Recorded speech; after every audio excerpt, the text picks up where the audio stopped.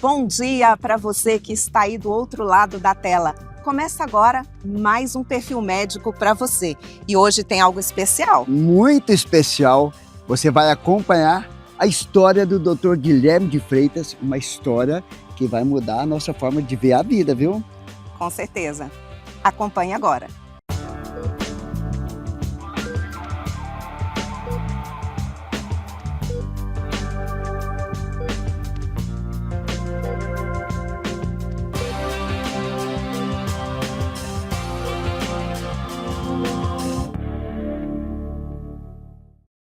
Hoje, o Perfil Médico preparou uma matéria mais do que especial.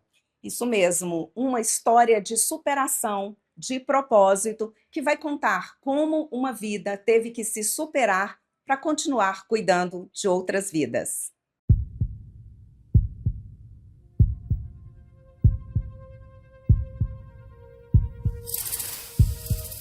A vida do cirurgião ortopedista Guilherme de Freitas parecia seguir o caminho que ele havia planejado desde jovem: cuidar das pessoas através da medicina. Mas aos 33 anos, um acontecimento raro mudaria completamente essa trajetória.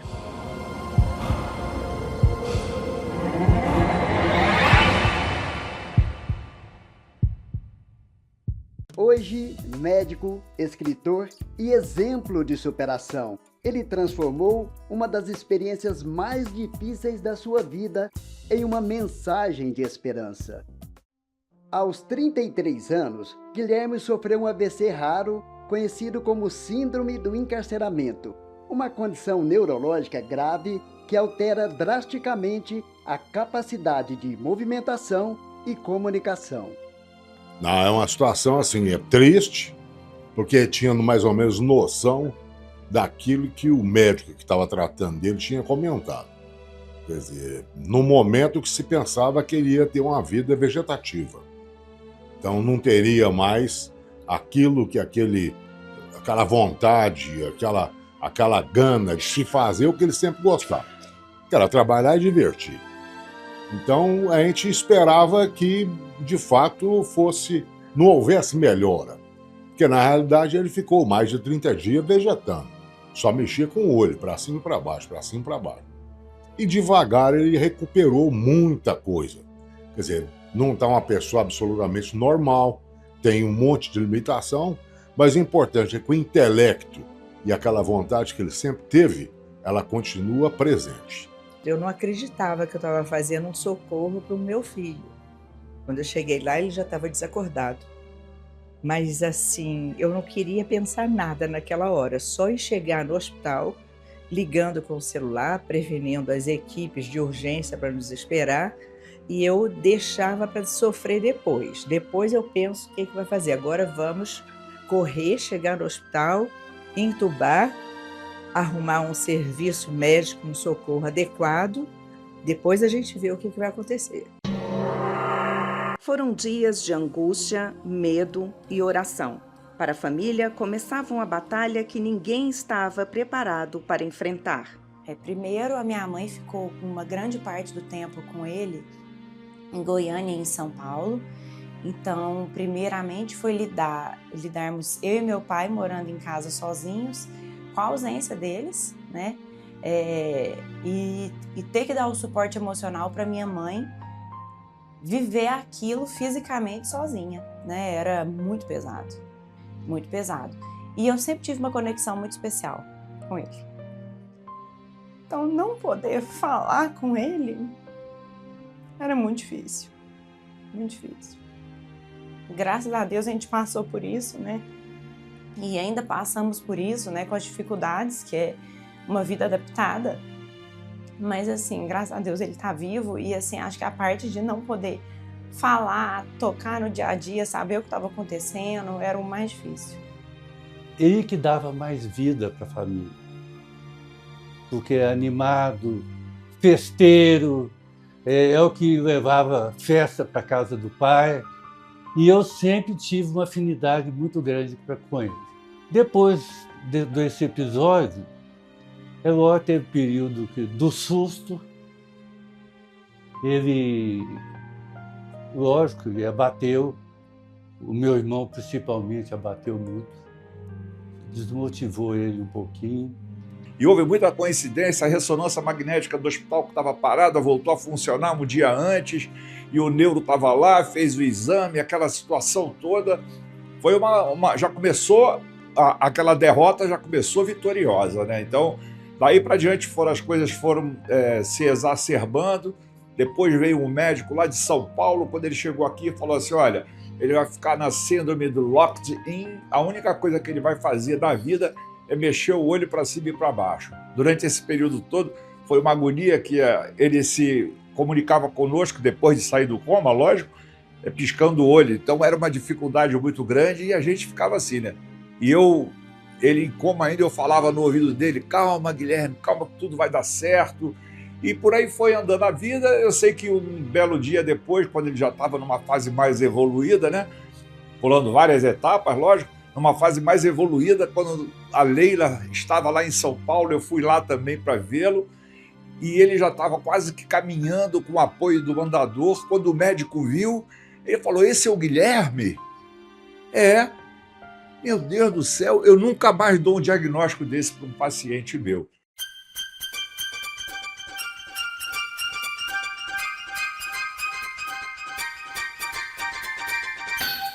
Após sofrer ao AVC, Guilherme precisou reconstruir a própria vida. Atividades simples ganharam novos significados. Cada conquista passou a representar uma vitória.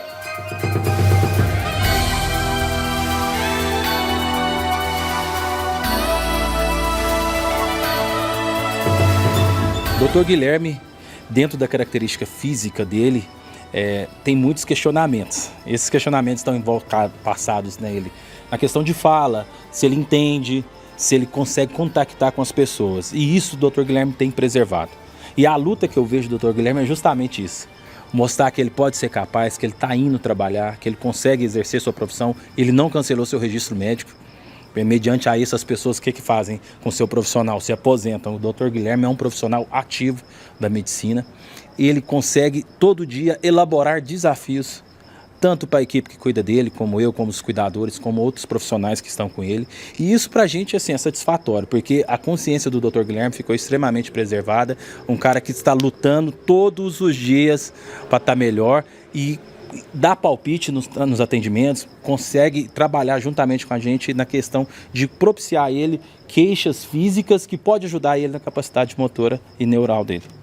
Por trás de cada avanço, existe uma rede de apoio formada por profissionais, amigos e familiares, mas também uma força de vontade admirada por todos que convivem com ele. Os desafios tá com ele tá sempre junto com ele, né? Que não são coisas fáceis, né? Hoje está mais fácil que antes, né? No começo foi muito difícil. Né, a minha segunda passagem aqui, então no começo foi muito difícil, né, porque ele estava desenvolvendo ainda, né, essa parte de evolução para começar a fazer os atendimentos, andar igual ele estava andando lá no começo, né. Hoje está mais fácil. Antigamente a gente usava 3, 4 pessoas para estar em torno dele, né, para estar fazendo essa questão aí. Agora hoje já está bem melhor, né. O Guilherme ele teve uma evolução sensacional, ele teve um AVC raro, e esse AVC normalmente ele compromete todas as funções motoras da pessoa, levando ela até ficar ficar acamado de fato. E o Guilherme, como vocês vão poder ver nas imagens, ele caminha, ele faz exercício físico, ele faz várias atividades que muita gente que está no sedentarismo não faz. Então é uma vitória enorme. Uma pessoa que deveria estar, poderia, né, tinha uma grande chance de estar acamada, hoje fazer atividade física como uma pessoa qualquer, né? Ele melhorou a expansão pulmonar, ele consegue fazer alguns exercícios que antes ele não conseguia fazer, teve bastante evolução. No caso do Guilherme, ela ajuda a motora, a fisioterapia motora, que ele faz todos os dias, a fortalecer todo o sistema locomotor dele. A fisioterapia motora junto com a respiratória, ela traz um avanço muito grande, unindo as duas. Nesse tratamento todo, o que nós ganhamos muito com o Guilherme foi a melhora da fala dele, a melhora de toda a parte global dele, que ajudou também na minha área, né? Porque a minha área, o trabalho é mais direcionado à parte da mastigação, da deglutição, que é uma função que é muito alterada, que está muito alterada, que é uma luta constante nossa em relação à fala dele de um modo global. Antes da doença, Guilherme conhecia a dor pela perspectiva médica. Depois dela, passou a compreendê-la também como paciente. Bom, ser paciente do Dr. Guilherme, para mim, foi uma surpresa. Que apesar da limitação dele, ele não deixa de passar para a gente a explicação dele. Para mim, a explicação dele é muito nítida. Passa uma confiança e tanto. Às vezes eu chego desanimada, com medo que eu tive problema com a cirurgia. E às vezes eu chego desanimada e pergunto, doutor, será que dessa vez vai? Será que dessa vez não vai dar problema? E ele sempre fala positivamente para mim. Vai dar tudo certo, sua cicatriz vai ficar perfeita, sua cirurgia vai ficar linda. E isso dá uma energia pra gente. Ele consegue transmitir essa confiança pra gente que de fato vai dar tudo certo. A medicina continuou fazendo parte da sua história, mas agora carregando uma sensibilidade construída pela própria vivência. Ele escutava. É uma coisa maravilhosa. Poder ser útil novamente. Foi também durante esse processo de reconstrução que nasceu um novo capítulo, a escrita. E eu me sinto um pouco culpado, responsável dele ter tido esse lance de escrever livros. Porque eu falei, Guilherme, calma, você vai escrever um livro da tua vida. Aí eu comecei a falar, ele me olhou assim, e eu falei assim, meu Deus do céu, eu botei um negócio para ele que eu não sei se ele vai conseguir, mas vou adiante. Olhei lá, vi na parede, o número do quarto que ele estava era número 65. Aí eu já parti com uma ideia, o título do teu livro vai ser o Quarto 65. Aí o pessoal do marketing foi, ajeitou, ele já estava numa fase mais evoluída também, ele tinha uma janela do lado da casa dele, colocaram ela na posição, e aí criaram o nome do livro, O Quarto 65, Uma Janela para a Vida. E foi o sucesso que todos nós sabemos, né? Isso é fantástico, porque ele arruma glamour, serenidade, puxa na cabeça coisas lindas para colocar no papel. E é difícil escrever, mas ele consegue. Na obra, Guilherme compartilha lembranças, sentimentos e aprendizados de um período que transformou para sempre sua forma de enxergar a existência e já tem projeto para novas obras.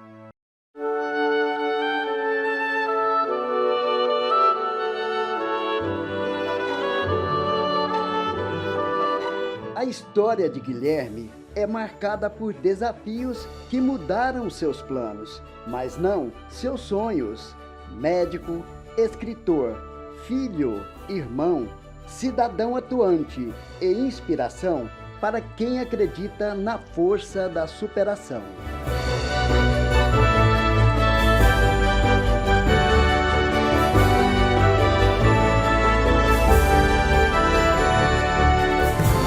Ele continua médico, com as limitações dele, os diagnósticos dele são maravilhosos.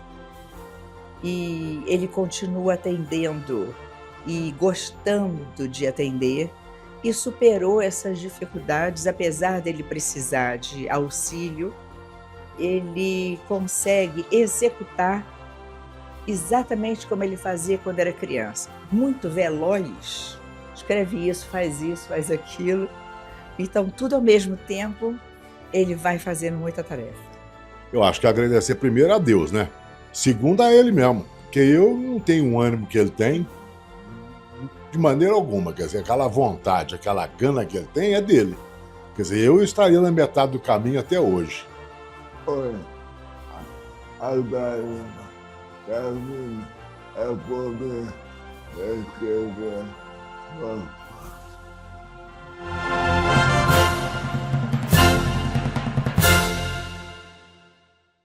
Você está assistindo o programa Perfil Médico na Band. Oferecimento Labormed, Laboratório de Análises Clínicas e Biofarma, Farmácia de Manipulação. E aí, doutor? Ingerir um vinhozinho é legal para o coração? Protege os vasos sanguíneos? Meu nome é João Lucas, eu sou médico cardiologista e essa é uma dúvida, não só de boa parte da população, mas também dos pacientes que me procuram no consultório. E aí, doutor, posso beber? E quanto eu posso beber? Bem, por longos anos acreditávamos que, por exemplo, o vinho tinto, por conter substâncias flavonoides que protegem os vasos sanguíneos, seria apropriado que indicássemos o uso de, por exemplo, 2 doses de vinho tinto todos os dias. Isso parecia ser benéfico. Entretanto, novas evidências sugerem que a tolerância é zero, ou seja, em relação à proteção cardiovascular, não existe evidência de que o álcool ou o vinho possa trazer benefício. E, como ele pode danificar outros órgãos, como fígado, pâncreas, você não deveria fazer uso da bebida alcoólica como uma medida preventiva. Entretanto, é claro que em poucos momentos de celebração, uma vez por semana, uma dose baixa ou média de álcool pode ser tolerada sim, mas não no sentido de trazer benefício. E cuidado, se beber, não dirija. O álcool pode trazer problemas mentais também e dependência. Portanto, tome bastante cuidado se for ingerir bebida alcoólica.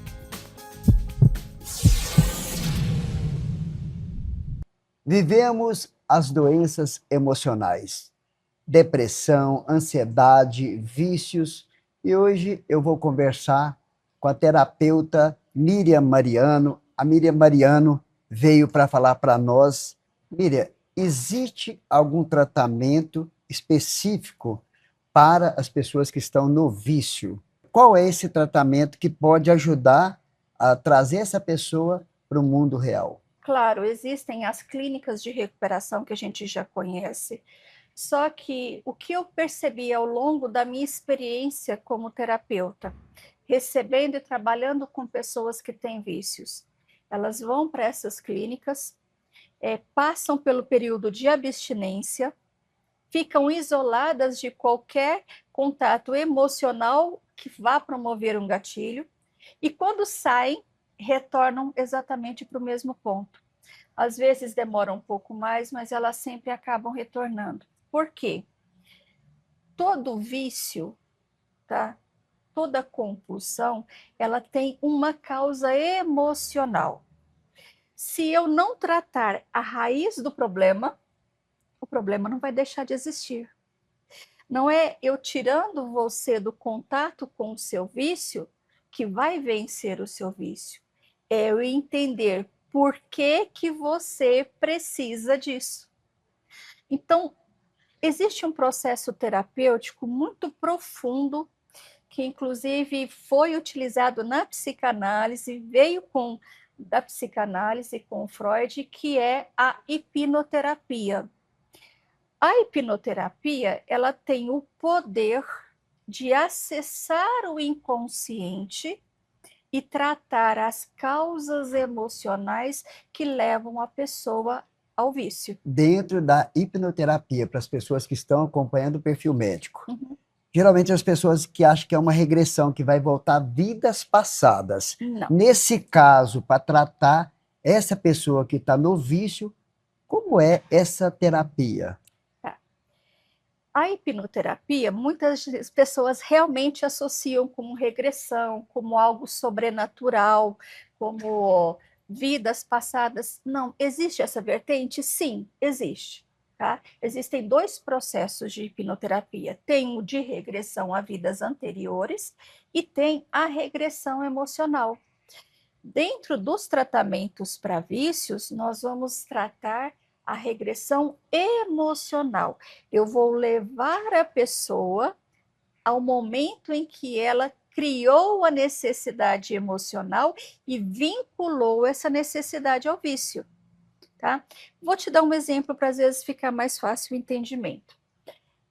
Uma pessoa que bebe, tá? Que ela tem o vício na bebida.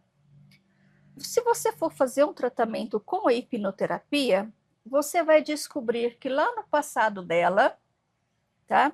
Ela tinha, por exemplo, um pai que era alcoólatra, ou um tio, ou um avô, uma pessoa que era uma referência emocional na vida dela. E que ela, por muitas vezes, queria se identificar ou ser reconhecida, ser aceita, valorizada por essa pessoa. Como isso não aconteceu, por algum motivo ou outro, a pessoa assimila o vício do outro para me conectar emocionalmente com essa pessoa. Se eu tiver o mesmo vício de álcool do meu pai, eu e meu pai estamos conectados. Você ressignifica essa emoção, dizendo, olha, seu pai te ama e você pode amá-lo sem essa necessidade. São pessoas diferentes, você reprocessa essa dor. A pessoa vai buscar o álcool, mas se eu não tenho uma identificação emocional, tá, ela pode ter um hábito de beber? Pode. E aí a gente vai instruindo, ajudando, orientando essa pessoa a buscar novos hábitos, porque ela já não tem mais a dor causando a necessidade. Se eu não tenho a dor, eu não preciso do remédio, mas eu criei um hábito de tomar aquele remédio. Então, nesse trabalho é muito importante ser interdisciplinar. Então, eu começar, olha, você vai fazer uma atividade física, você vai procurar desviar sua atenção com esse foco, trazer coisas que tragam prazer para a pessoa, para ela se valorizar e entender a importância que ela tem e o quanto ela pode construir uma vida melhor. Você está assistindo o programa Perfil Médico na Band. Oferecimento LaborMed, Laboratório de Análises Clínicas e Biofarma, Farmácia de Manipulação. Quem vê uma mãe amamentando, imagina que tudo acontece de forma muito natural. Mas a realidade pode ser bem diferente. Dor, insegurança, noite sem dormir e muitas dúvidas fazem parte da rotina de milhares de mulheres. E é justamente sobre essa experiência que nós vamos conversar agora com a Lohane Pereira, mãe da Luísa, de 4 meses. Lohane, como foi para você, ou como está sendo para você, a questão da amamentação? Para mim está sendo um momento único, mágico, porque eu acho que a amamentação mostra a conexão da gente com a criança, né? Ela mamando, às vezes dá uma paradinha, olha pra gente, dá um sorriso, e isso eu acho que é gratificante. Para você, como é que foi o primeiro momento, a primeira mamada? Foi mais de dor, foi mais de emoção? Como é que você traduz esse momento? Ah, não, foi emoção, com toda certeza. Porque acho que durante toda a gestação, quando eu já descobri a gravidez, o meu pensamento era se eu ia conseguir, durante quanto tempo. Então, assim, ver ela pegando pela primeira vez e mamando ali foi para mim surreal. Foi muito bom. Você passou por algum tipo de dificuldade com a questão da pega ou você teve uma rede de apoio nesse sentido? Não, até que a pega eu não tive dificuldade. A sucção dela foi muito boa desde o início. Eu tive uma rede de apoio que eu tive que fazer o laser, porque querendo ou não, deu uma machucadinha, mas assim, isso é coisa... Foi por muito pouco prazo. Então ela, desde a primeira amamentação com ela foi super bem. Me ajudou também. E você percebeu alguma influência, alguma interferência do leite materno no desenvolvimento da Luísa? Ah, não, com toda certeza. O leite materno para criança, ele tem as vitaminas, os nutrientes, tem tudo que um bebê precisa, né? Então, com toda certeza, o leite materno, a exclusividade dele faz bem para o crescimento da criança, para o desenvolvimento da criança. O que você diria como mãe agora, mãe de primeira viagem, para tantas mães que estão passando por esse processo e às vezes não está tendo a facilidade que você teve em conseguir amamentar? Para persistir, continuar, porque é um desafio. Tem dias que a gente fala, hoje eu não consigo, mas a gente continua firme ali por eles, né? E é isso, eu acho que é você persistir, pegar em oração ali que vai dar certo a amamentação, porque é um momento único, é mágico. A amamentação é muito mágica. E você já está preparando para o final desse período de amamentação? O que você pensa sobre? Olha, no momento, a gente querendo ou não, pensa, né? Como que vai ser quando ela não querer mais, se vai durar mais alguns meses ou não. Até você voltar a trabalhar também. Até voltar a trabalhar. A gente vai ter que entrar com a fórmula. porque eu tô tentando tirar, mas não estava conseguindo. Então a gente até já está iniciando com a fórmula, né? Para não deixar ela sem o leitinho. Então tá sendo assim. A amamentação é um gesto de amor e também de saúde. É o primeiro alimento, a primeira vacina e o primeiro presente que a mãe dá para o seu bebê. Mas nem sempre isso acontece de forma tão natural. E é para apoiar estas mães que existe o Banco de Leite da Universidade Federal de Uberlândia. Nós estamos aqui para conversar com a doutora Marília Santos Neves sobre o aleitamento materno e sobre o trabalho que é realizado pelo Banco de Leite. Doutora, qual que é a importância da Semana do Aleitamento Materno? Semana Mundial de Amamentação, logicamente é, né, comemorada no mundo todo, então a importância é a sensibilização sobre o tema para a população em geral. Então, é sensibilizar a sociedade sobre a importância da amamentação, sobre a importância de apoiar mães que desejam amamentar, né? É uma fase da vida, né, de muita importância para essa criança. Amamentar não é intuitivo, amamentar é aprendizado. Então a importância é o mundo todo falar sobre isso para que a gente possa sensibilizar mais sobre o tema. As mães, elas são preparadas para essa amamentação, para esse período pós-maternidade? Ou é um processo que ela passa à medida que o neném nasce e que vai crescendo? Como é que funciona esse processo de amamentação? O ideal é, durante a gestação, buscar informação sobre a amamentação, né? Então, como eu disse, amamentar não é intuitivo, é um processo de aprendizagem.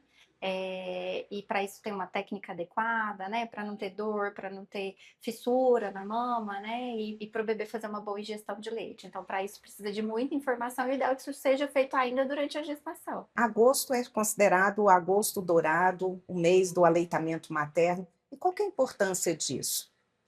Então, a importância disso é sensibilizar a sociedade sobre o tema, né? Todo mundo falar sobre a amamentação, colocar isso, né, como um tema de pauta mesmo, né? Porque a sociedade em geral precisa apoiar essa família que deseja amamentar, precisa de apoio, né? A mulher amamenta, mas ela precisa de toda uma rede de apoio para poder fazer isso.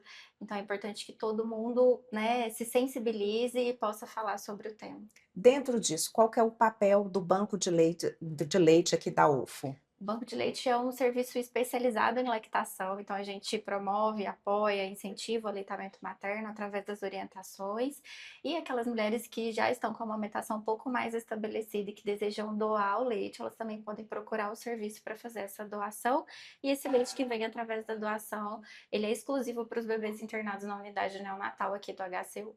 Então, uma mãe que tem dificuldade com a amamentação, mas que o bebê não está internado, não tem como pegar doação do leite do Banco de Leite. Não, porque não é esse o trabalho, né? A gente ajuda as mães a amamentarem os próprios filhos, né? Então, a doação de leite é para um bebê doente, um bebê prematuro, que está grave, né? Numa UTI. A mãe que está com dificuldade, ela vem, nos procura para que a gente possa ajudá-la a amamentar o seu próprio filho. E o conselho, né? A sugestão que eu posso dar é buscar ajuda, né? Procurar ajuda profissional, com o pediatra ou num serviço especializado como o nosso Banco de Leite Humano, para conseguir vencer esses desafios iniciais, que é comum, mas é importante saber que não é normal sentir dor, né? Que tem saída, mas que principalmente buscar uma ajuda profissional para vencer esses desafios do início. E qual que é o contato para quem quiser saber mais sobre o Banco de Leite? O telefone do Banco de Leite Humano é 3218-2666. Então, entre em contato através desse telefone, agenda uma consulta, ou se for o caso de uma doação, agendar uma visita domiciliar. Você está assistindo o programa Perfil Médico na Band. Oferecimento Labormed, Laboratório de Análises Clínicas, e Biofarma, Farmácia de Manipulação. O programa vai ficando por aqui, mas eu tenho certeza que todos nós que acompanhamos a história do Dr. Guilherme vai nos deixar aí uma boa reflexão para dias melhores, Margarete. É verdade. Se você perdeu essa história ou quer assistir novamente, acesse as nossas redes sociais. O programa está na íntegra no YouTube. E nos vemos no próximo sábado. Até mais, bom final de semana.